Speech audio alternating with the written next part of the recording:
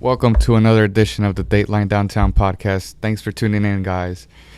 Today on the show, we have the whole Dateline Downtown staff with us today. It's kind of like a roundtable type of thing.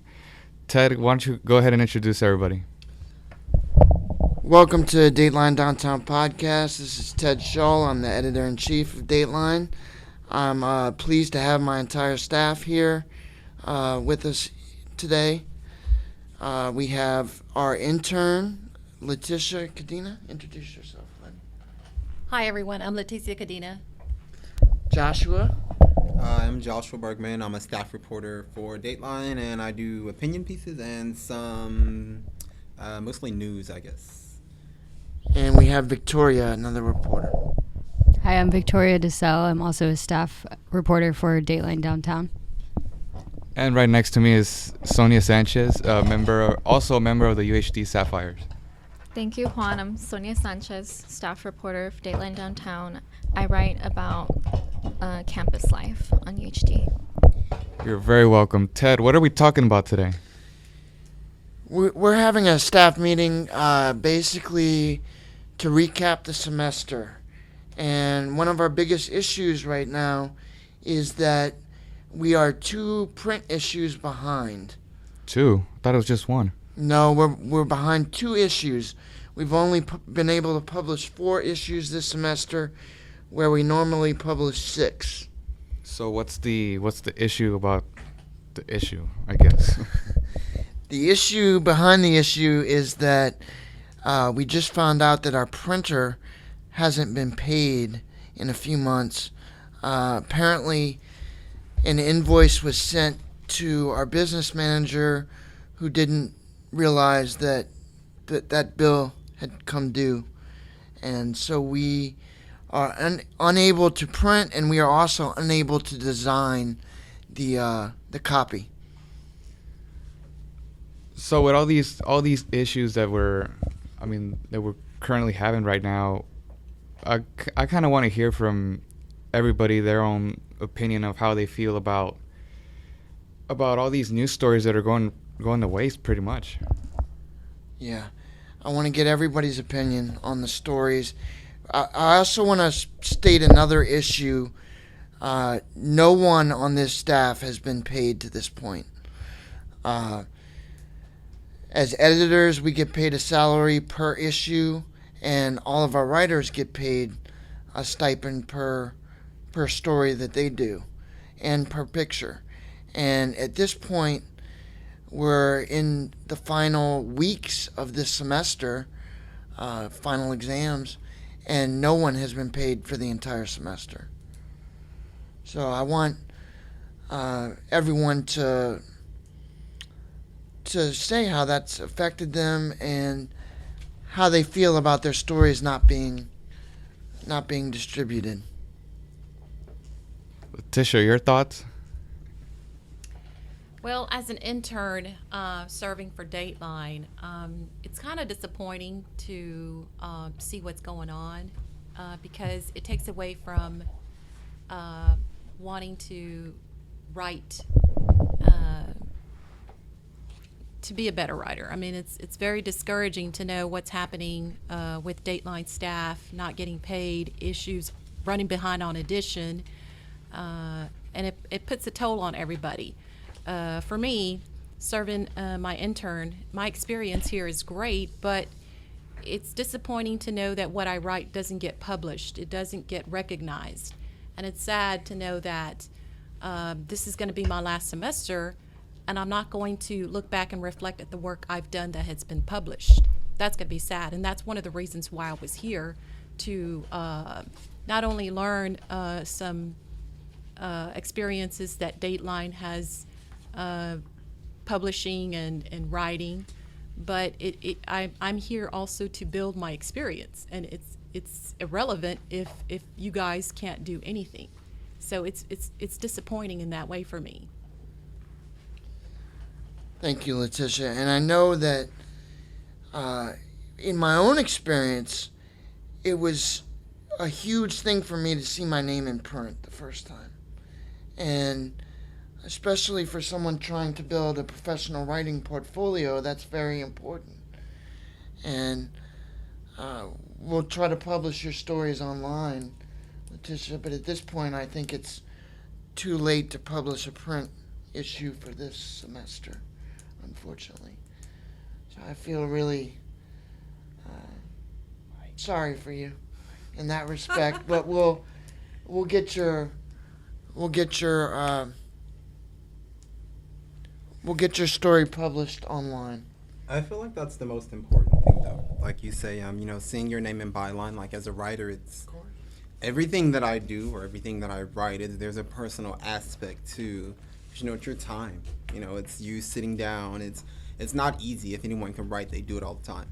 So to deny that it's like a skill that takes, it's just like playing an instrument. And so what we do, having people read what we write and having the exposure, it's important. And to know that it's an issue of, well, I don't know what the issue is. I guess it's just like, non-payment, or I really could care less if I'm getting paid. As long as the publisher is getting paid and, you guys, get reimbursed, and it's about getting the news out there. It's about having people read what we write, because it's, hey, it's evidence that they do with like the fan mail that we've gotten, things like that. So it's not like we're not doing something here, And I also want to mention that all of the reimbursements that Juan and I mentioned, the money that we've put into the podcast and the software, we fully intend to reinvest in Dateline. We intended on buying video cameras and more microphones and better equipment to bring information to students. This is our final semester as editors, and we've taken this, I feel personally like we've taken this paper to a new standard and new frontiers with the podcast and online element. And we fully intended to bring that even further. Yeah, so it's really a shame that people are missing out. Yeah. All of this, these reimbursements that we're talking about, we fully intend to reinvest back into Dateline. Victoria, why don't you tell us how you feel about your stories? I thought it was interesting, Josh, the point you just made about it being a skill, almost like playing an instrument. And I was just thinking, what would it be like if, like a university's football team, their TV cameras weren't publishing the games, that would just be like an absolute uproar. Like, I know there would be lawsuits. But for me personally as a writer, I wrote a couple stories that aren't being published, and I put a lot of time and effort, and a lot of my other classes got put on the back burner, and some nights, and it's a shame. It's a real shame. And I'm also a professional writing major, and so these things won't be in my portfolio. Well, they might be if we're able to publish them, but I also think in a commuter school like UHD, it's kind of hard to get student unity, and it's harder to get students involved in campus life. And I think for me at least, writing for the Dateline has helped me a lot get involved in student life, and it's helped me feel like a unity among the students. And it's just a shame that something like this happens to students who try to get involved. That's so true. I agree with you. I 100% agree with you on that, because I did not get involved with school activities on campus until I got involved with Dateline. Before that, I honestly did not do anything. I came to class and I went home.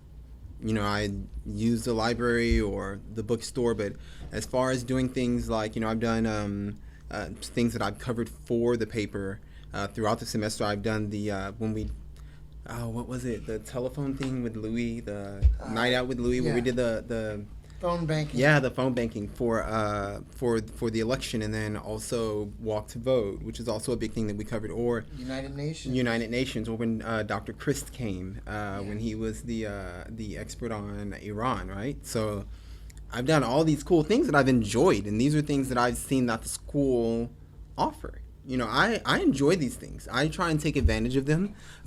We pay for these things for. These things comes out of our fees for when people who are important people. That Dr. Chris works for the Pentagon, like he advises the president. How cool is that? To be able to meet someone like that. And I did not get involved with that until I started working for Dateline, and I'm very appreciative of that because, I'm getting more involved in school and I'm seeing what UHD has to offer. It makes me feel good about actually going here. And what we do with covering Dateline. With covering the issues in Dateline, we get that information out to students who maybe don't know, who were maybe like me and only came to school and went home. Maybe they start reading these things in our paper because even if it's just students that read it just to have something to do. Because I've had students who do that when we pass it out. Had people ask me, can they get a copy? Oh, I just need something to read. Hey, they're reading it, and they're finding out all this information that we put in here, and that's important because. They might find out things that they didn't know. That's what the news does. That's what we're doing. And to have that stop over such a crazy issue like this is it's ridiculous. Like it's personal. Thanks for your heartfelt comments, Joshua. I want to add that as editor-in-chief, it has been so hard to attract and retain talent. At Dateline. I myself, Juan and I started at the same time. We've been with the paper for going on 2 years. And we lost our entire staff last year, at the end of last year. Started over with a blank slate this year. Recruited and interviewed and trained a number of writers who are no longer with us. Over the payment issue, over non-payment, and it's very unfortunate. But I don't blame them. We're all. I would have done the same thing. Yeah, we're all broke college kids, and Juan and I committed to this job. We put in at least 30 hours a week. And we're still putting out stuff yeah. regardless. We're not. Just because we're not getting paid doesn't mean we're not putting stuff out there. And that's a testament, too, to how much this means to us. The fact that everyone's working and no one has ever gotten paid, and then you guys put money out of your own pocket without being reimbursed, that's a testament of how important this is to us, and how important we think this is to the student body. So that's a huge sacrifice, to all of us have jobs, all of us, we have classes that take up a large amount of our time, and then to also put in the time, for Dateline, and it's basically we're volunteering right now. That's a huge testament to the ones who've actually stayed here to try and continue, and to have our work not be published, and that's tough. Sonia Sanchez, your thoughts? I agree. I think that the students on UHD are missing out on really good news. There's a lot of great news coming out right now, and we're not a part of it. We're not a part of sending that information out to the students because those prints, they're empty. Everybody took them.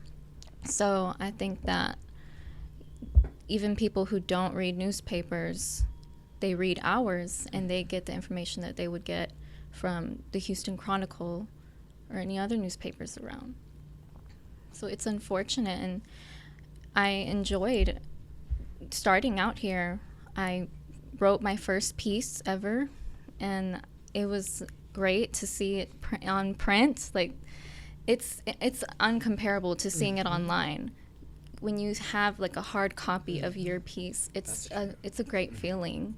So I really appreciate that opportunity. And I would like to see that continue for all of us. And I want to write more for this organization. Thank you, Sonia. Final thoughts, Ted? Personal thoughts, whatever you might want to add. Well, at this point, I just want to let the students know, we're 2 issues behind. We are working on a solution as we speak. We may have to go online for 1 issue. We appreciate all of your comments and your feedback that you send to us. And we work hard behind the scenes to bring you the news. I am incredibly impressed with how far we've come since August as a staff. I think this newspaper has evolved tremendously. I am equally impressed with the talent that we still have. Mohammed Zain, our design editor, is not here, but he's done a fantastic job with the print design. I also want to recognize Ben DeSoto, who is not here.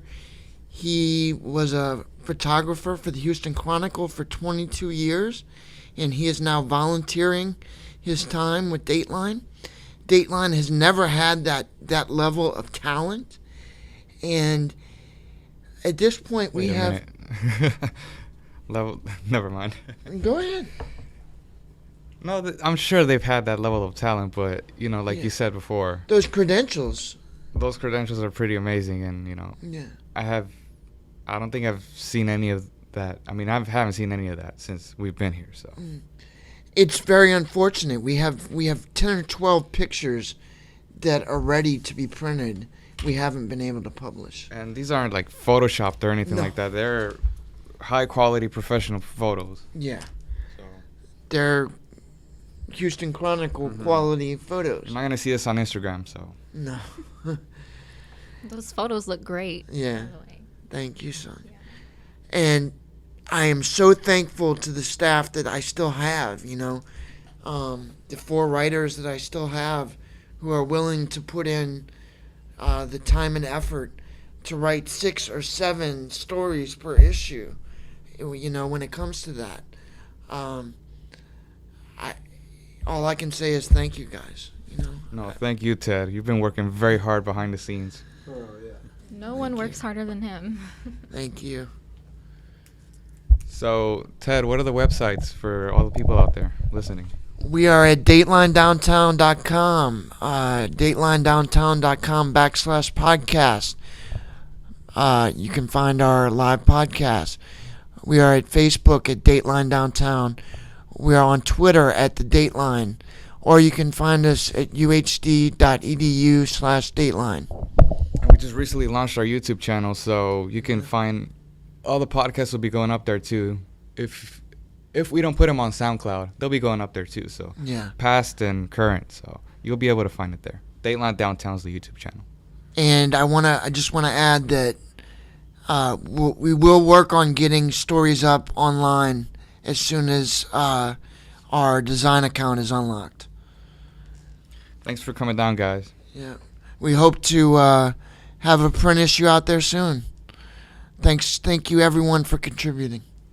Go Gators. Go Gators.